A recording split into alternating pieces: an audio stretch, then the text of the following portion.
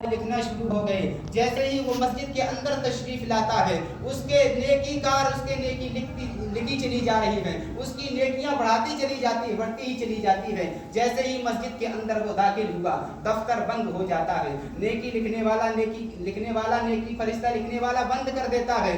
اور 5 ایسے انسان ہوتے ہیں جو سب سے پہلے مسجد میں آتے ہیں. اللہ تبارک تعالیٰ کے وہ مقدس فرشتے ان کی نیکیوں کو لکھ کر کے رجسٹر کو بند کر دیتے ہیں. پھر عام بندوں کی طرح لوگوں پر فیضان لٹتا رہتا ہے. یعنی جو سب سے پہلے آتے ہیں اللہ انہیں قربانیوں کا ثواب عطا فرماتا ہے, کسی کو حج کا ثواب عطا فرماتا ہے, کسی کو عمرے کا ثواب عطا فرماتا ہے. 5 بندے ہونے کے بعد جو بعد میں بندے آتے ہیں اللہ تبارک تعالیٰ انہیں روز کی طریقے سے انہیں ثواب دیتا ہے. یعنی انہیں حج کا ثواب نہیں ملتا ہے, عمرے کا ثواب نہیں ملتا ہے. یعنی 5 بندے آنے کے بعد جو چھٹا بندہ آتا ہے اسے عام آدمی کی طرح انہیں ثواب دینا شروع کر دیا جاتا ہے. یہاں تک کہ محدود نہیں ہے. آئیے میرے پیارے اسلامی بھائیوں, اسلام سے رشتہ رکھنے والے لوگوں نے اپنی جان کو کیسے کیسے عشق رسول اللہ میں اپنے خون کو بھون دیا ہے, اللہ کی عبادت میں اپنے خون کے ایک ایک قطرے کو قربان کر دیا ہے. آئیے حضرت رابعہ بصریہ کا آپ نے نام سنا ہوگا. حضرت رابعہ بصریہ اللہ کی بہت بڑی ولیہ تھی. اللہ کی اتنی بڑی ولیہ تھی کہ ان کے جسم اطہر میں خون کا ایک قطرہ نہیں رہا تھا. اس لیے نہیں رہا تھا کہ ان نے اپنے خون کا ایک ایک قطرہ اللہ کی عشق کی بھٹی میں بھونج دیا تھا. یعنی حضرت رابعہ بصریہ رضی اللہ تعالی عنہا فرماتی ہے کہ ایک مرتبہ میرے گھر میں کچھ مہمان تشریف لے آئے. مہمانوں کو کھانا کھلانے سے تمہارا کھانا گھٹتا نہیں ہے, بلکہ اللہ تبارک تعالیٰ تمہارے مراتب کو بلند فرماتا ہے اور تمہارے رزق میں برکتیں عطا فرما دیتا ہے. اگر تمہارے گھر میں ایک مہمان آتا ہے تو اللہ تبارک تعالیٰ انہیں 10 مہمانوں کا رزق عطا فرما دیتا ہے. رابعہ بصریہ فرماتی ہے ایک مرتبہ میں اپنے گھر میں موجود تھی, میرے گھر میں 5 مہمان تشریف لے آئے. میرے گھر میں 5 مہمان جیسے ہی تشریف لائے میرے گھر میں نے اپنی کنیز کو بلایا, میں نے اپنی خادمہ کو بلایا, اپنی غلام کو بلایا. بلانے کے بعد میں نے کہا اے میری کنیز گھر میں کتنی روٹیاں موجود ہیں؟ وہ کنیز کہنے لگتی ہے اے مالکہ ہمارے گھر میں ایک ہی روٹی موجود ہے. مہمان 5 تشریف لے آئے ہیں, اب کیسے ہم انہیں تقسیم کریں؟ کچھ ہی دیر کے بعد میں سائر آواز دیتا ہے اگر کھانے کے لیے کچھ موجود ہو تو مجھے دے دیا جائے. رابعہ بصریہ نے اپنی کنیز کو بلایا, اپنی خادمہ کو بلایا. بلانے کے بعد میں کہا اے میری پیاری خادمہ ایسا کریں یہ جو روٹی ہے اس کنیز سائل کو دے دی جائے, مانگنے والے کو دے دی جائے. اس کنیز نے روٹی کا ٹکڑا لیا اور دروازے پر جاتی ہے سائل کو عطا فرما دیا. جیسے ہی سائل کو دینا تھا کہ سائل نے دعا دی اے پروردگار عالم اس نے مجھے ایک روٹی عطا کی ہے, اللہ تبارک تعالیٰ اسے 10 روٹیاں عطا فرما دے. اتنی دعا دینا تھی کہ جبرائیل علیہ السلام انسانی شکل میں تشریف لے آئے. 2 روٹی لے کر کے حضرت رابعہ کے گھر میں آئے اور کہا رابعہ 2 روٹی لے لیجیے فلاں بادشاہ نے بھیجی ہے. رابعہ نے کہا مجھے ضرورت نہیں ہے. پھر جبرائیل واپس چلے گئے, دوبارہ آئے 4 روٹی لے کر کے, کہا فلاں بادشاہ نے بھیجی ہے رابعہ لے لیجیے. کہا مجھے روٹیوں کی ضرورت نہیں ہے. کچھ دیر کے بعد میں 6 روٹی لے کر کے آتے ہیں, رابعہ لوٹا رہی ہے. کچھ دیر کے بعد میں 8 روٹیاں لے کر کے آ جاتے ہیں, حضرت رابعہ لوٹا رہی ہے. جیسے ہی وہ 10 روٹیاں لے کر کے بارگاہ رابعہ میں حاضر ہوئے, حضرت جبرائیل انسانی شکل میں ہیں اور کہتے ہیں کہ اے رابعہ بصریہ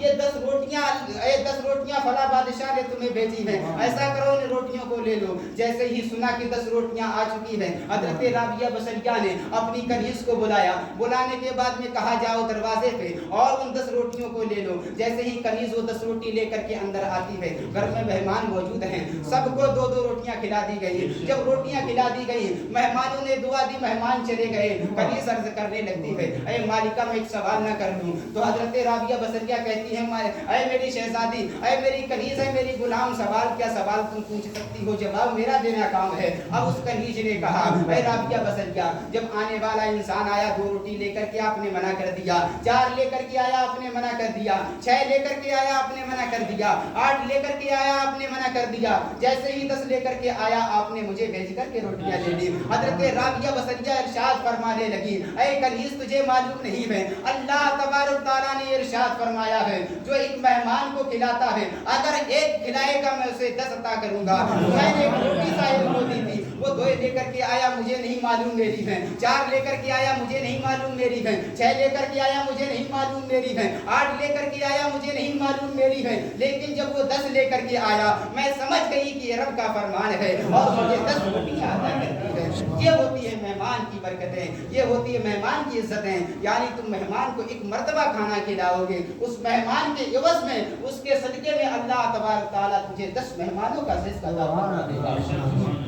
और यहाँ तक ही महदूद नहीं, हजरत राबिया बसरिया जब आगे चलती है, एक मरतबा हजरत हसन बसरी रहमतुल्लाहि ताला अलैह अल्लाह के बहुत बड़े वली हैं, उन्होंने राबिया बसरिया की बारगाह में तशरीफ लाए, अरीज़ा पेश करने लगे, ऐ राबिया बसरिया जरा ये बताओ आपने अभी तक शादी क्यों नहीं की है। इतना ही सुनना था कि राबिया बसरिया कहने लगती है, ऐ हसन बसरी तुम चाहते हो कि मैंने शादी क्यों नहीं की है, इसका सवाल का जवाब लेना चाहते हो तो फला जंगल की बागाच में आ जाना, बगीचे में आ जाना और एक हाथ में छुरी और प्लेट लेकर के आ जाना। इतना सुनना था कि हजरत हसन बसरी कहने लगते हैं, ऐ राबिया बसरिया मैंने तो सवाल शादी का किया है, जवाब अलपटा कैसा मिल रहा है, जवाब ये उल्टा कैसा मिल रहा है कि छुरी और प्लेट लेकर के बाग में आ जाना। हजरत राबिया बसरिया इरशाद फरमाती है, ऐ हसन बसरी तुम अल्लाह के बहुत बड़े वली हो, अगर तुम्हें सवाल का जवाब लेना है तो फला फला बाग में तुम्हें आना होगा, छुरी और प्लेट लेकर के तुम्हें आना होगा। हसन बसरी सोचने लगते हैं दिल में, अब मैं इस सवाल का जवाब तो लेकर ही रहूंगा,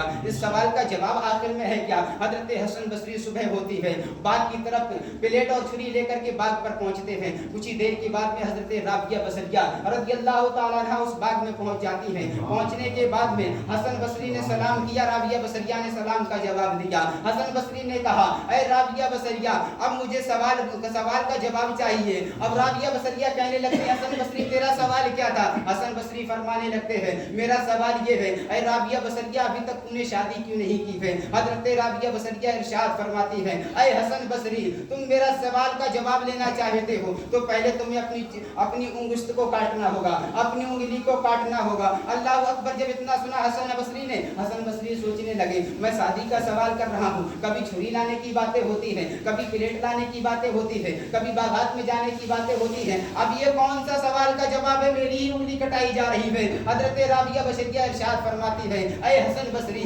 अगर सवाल का जवाब लेना है तो उंगली काटना होगी। हसन बसरी सोचने लगते हैं, ये उंगली काटने में मेरा क्या जा रहा है। जैसे हसन बसरी ने अपनी उंगली को काटा, उंगली का काटना ही था कि खून के फवारे चालू हो जाते हैं, खून जिसमें अतार से टपकने लगता है, खून के कतरात जमीन पर गिरने लगते हैं और हसन बसरी तड़पने लगते हैं।